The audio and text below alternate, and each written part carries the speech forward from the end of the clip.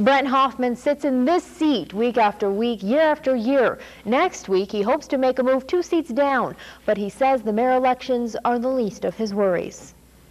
Let me show you something. God grant me the courage to change the things I can, the serenity to accept the things I can't, and the wisdom to know the difference. For Brent Hoffman, words to live by ever since the first birthday of his daughter Lydia. I felt for a while there like I was in a black hole that I never was going to crawl up out of. Lydia was diagnosed with juvenile diabetes.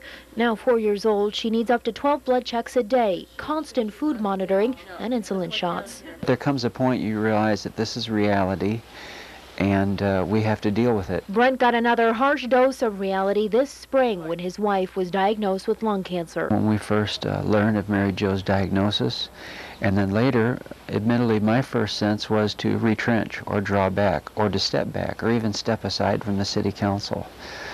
But my wife's was, no, not only are you not going to step back, you're going to step forward. Brent says Mary Jo is his strength and the reason he's running for mayor.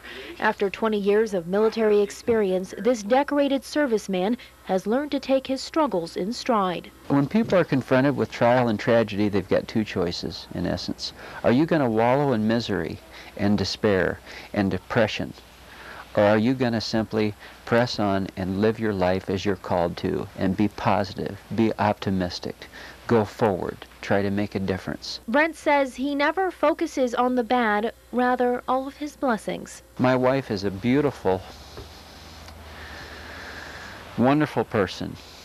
You know, I'd die for her in a heartbeat. My kids are just glorious to me, and I take pride in nothing more than to be a husband and to be a father.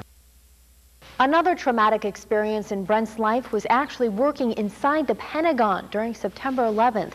He says that ordeal brought his family together and was the driving force behind moving back to Sioux City and eventually running for city council.